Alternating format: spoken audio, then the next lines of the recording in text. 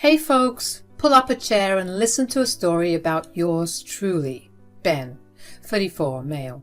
The fun-loving, easygoing guy who's always had a passion for two things, traveling and teaching. Looking back at everything, I couldn't be happier with the way my life has turned out, and it's all because of what I'm about to share with you all. See, my job as an English teacher opened up a world of opportunities for me, literally. Teaching English gave me the chance to travel around the globe, explore new places, and experience different cultures. It was like a dream come true. And I felt so blessed to be living my two favorite things. When I turned 25, life took me on an adventure I never expected. I landed a teaching gig in Nigeria, and that's where I found the love of my life, Abiola. She was a Yoruba beauty, and from the moment we met, there was a connection that couldn't be denied.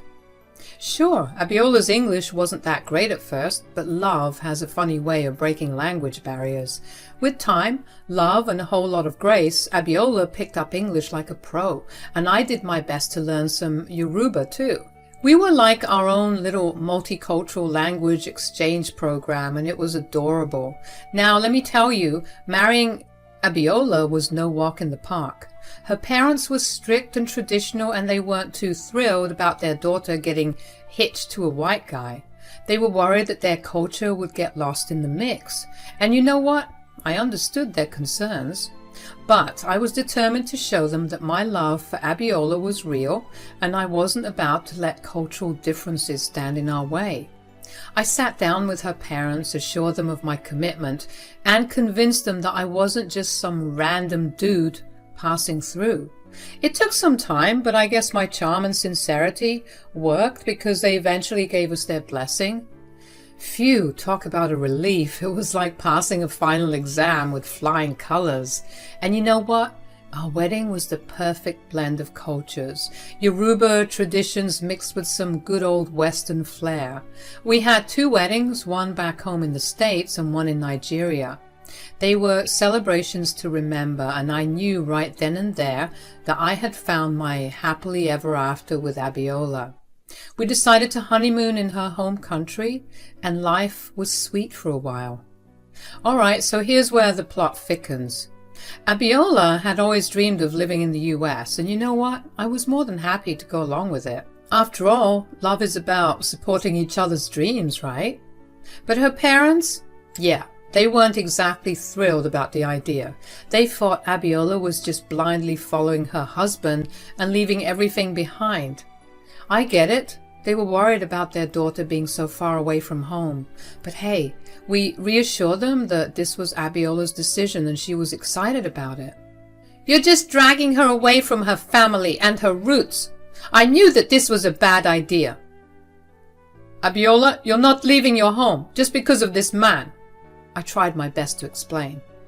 No, this is Abiola's dream, and I want to make it happen for her. She's always wanted to experience life in the US, and I'll do whatever it takes to support her. I know you're scared for me, but I can assure you this is what I want. No, it's what I need. Chai, so you want to leave us here? You're tired of your culture and your country? Yes. You see, Francine? She's even talking back to us. I know everything that there is to know about Nigeria, about Africa.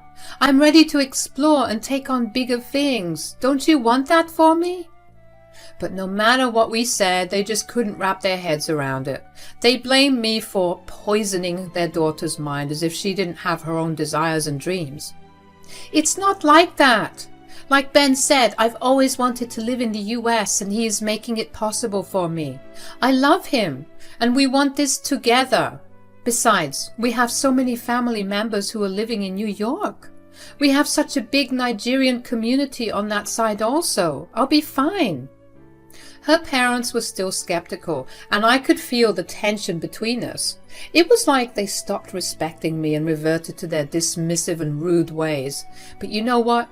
I wasn't going to let that bring us down. Abiola and I knew what we wanted, and we were determined to live our best life together. So we packed our bags and moved to the US, ready to start this new chapter.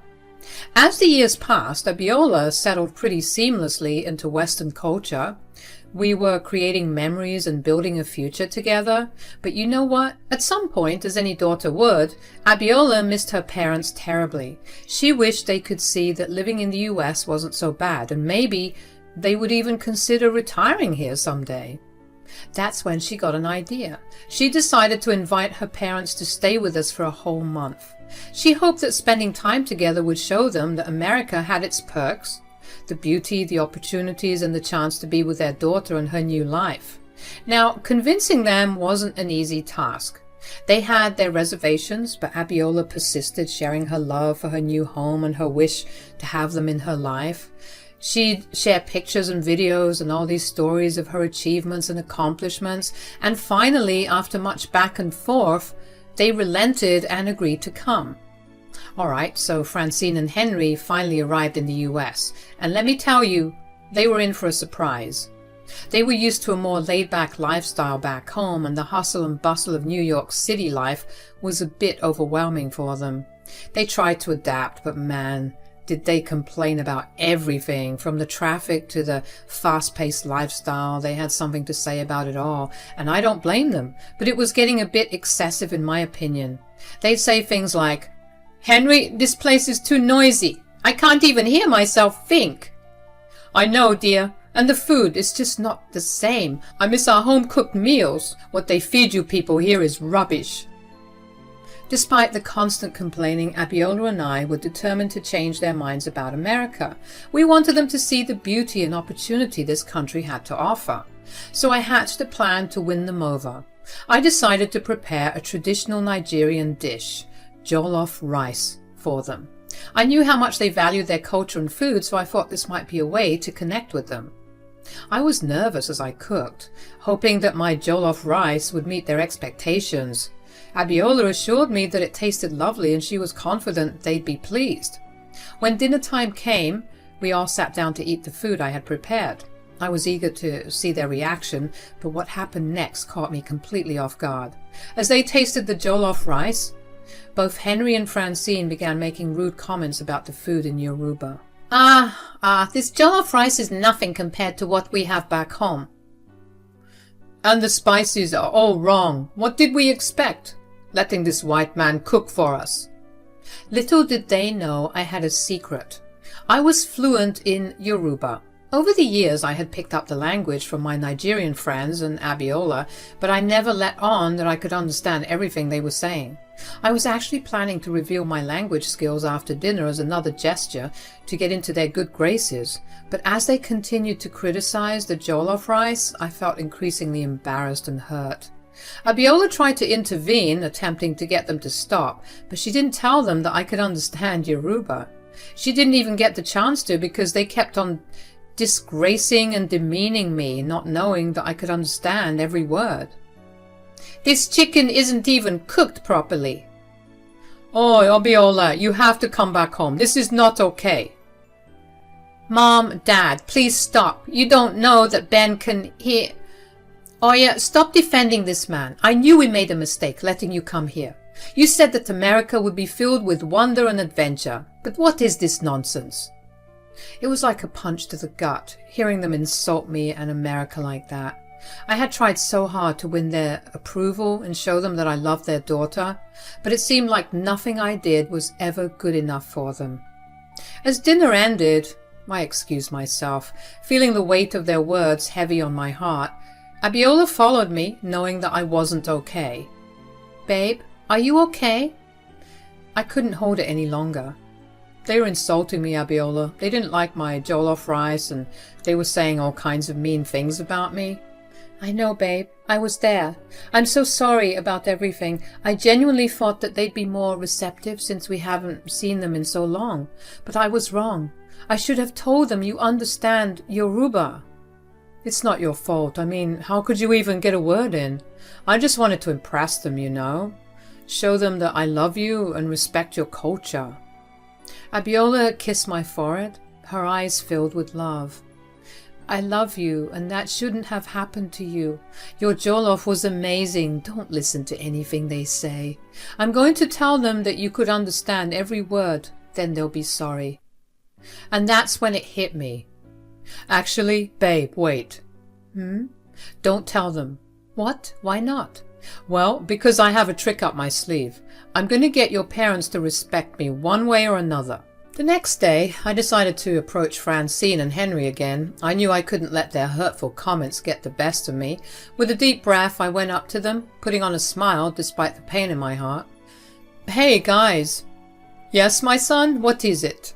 I wanted to apologize for the jollof rice last night. I could tell from your expressions that it wasn't up to your standards, I said, trying my best to conceal the fact that I understood everything they had said in Yoruba. Francine and Henry seemed slightly taken aback by my apology, perhaps feeling a twinge of remorse, but their remorse was brief and they quickly backslid to their rude and dismissive behavior. Well, you certainly have a lot to learn about our food. I swear, and after all these years, you'd think that you'd learn a thing or two about Nigeria. It's disappointing, really. But let's not dwell on that. Ben, you need to convince Abiola to come back to Nigeria with us. This place isn't right for her. I looked at them, standing my ground. I can't convince Abiola to leave the life she loves here. We are building a life together in the US and she's happy here. They scoffed, clearly not willing to budge, but I had one last trick up my sleeve to show them that America was a lovely place. I took a deep breath and revealed my plan. I'm hosting an event for Nigerians in the area, including some of Abiola's cousins and aunties, as well as other Nigerians within the community here in Brooklyn. Francine and Henry seemed intrigued by the idea. An event with other Nigerians? That might be nice. Yes, maybe seeing others from our community will lift our spirits. I went on to explain that the event would be a celebration of Nigerian culture, with music, dance, and delicious Nigerian food. They beamed at this, but they didn't know what else I had in store for them. Abiola's cousins, friends, and aunties arrived, embracing us with love and warmth. Seeing her reconnect with her family brought tears to my eyes. I was so proud of the woman I married and the community she came from. Some of my Nigerian friends pulled up as well, and we were all having a blast. Francine and Henry seemed to be enjoying themselves as well, immersing themselves in the rich culture that surrounded them. They chatted with other Nigerians, sharing stories and laughter. At this point, the event was in full swing and the atmosphere was electric. People had brought a plethora of mouth-watering Nigerian dishes, filling the air with delightful aromas. The dance floor was alive with vibrant moves and the laughter echoed through the room. I watched from time to time and I could see that both Henry and Francine, as much as they were engaging with the community, tried to keep to themselves for the most part. They were in the corner at times, pointing at people and talking crap, no doubt. As the night wore on, I felt the right moment approaching. I wanted to address the crowd and speak my heart out. With a deep breath, I made my way to the podium. Thank you everyone for coming to this celebration. I'm honored to be part of this lovely community. I want to especially thank my wife, Abiola, for everything that she's done for me and this community. The crowd oohed and awed at my words, and I found my wife blushing from the embarrassment.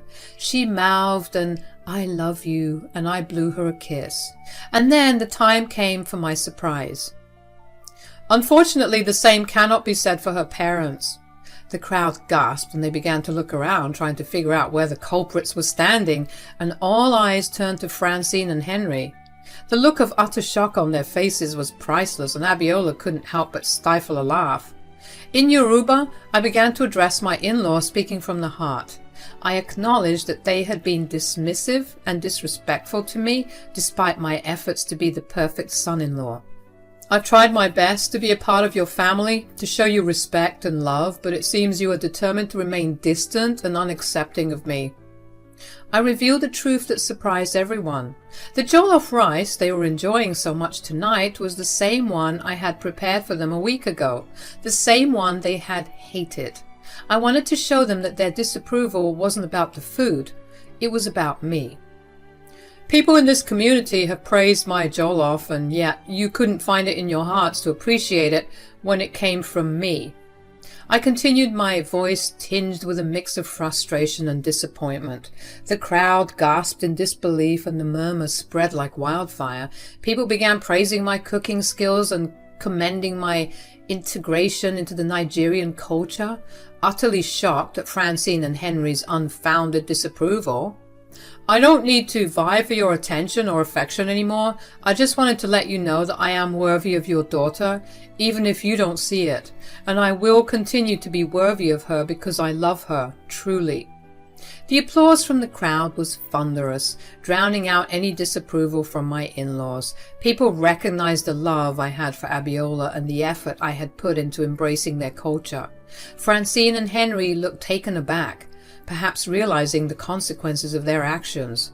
Abiola stood by my side, her hand in mine, showing her unwavering support. Francine couldn't contain her surprise and blurted out, How is this possible?" She looked flustered and her eyes darted around the room searching for answers, but she was just met with judgmental faces. Serves her right. Meanwhile, Henry, still taken aback, was unsure of how to react. He quickly tried to save face by grabbing Francine's hand and dragging her out of the venue. They both left in a hurry, looking extremely embarrassed.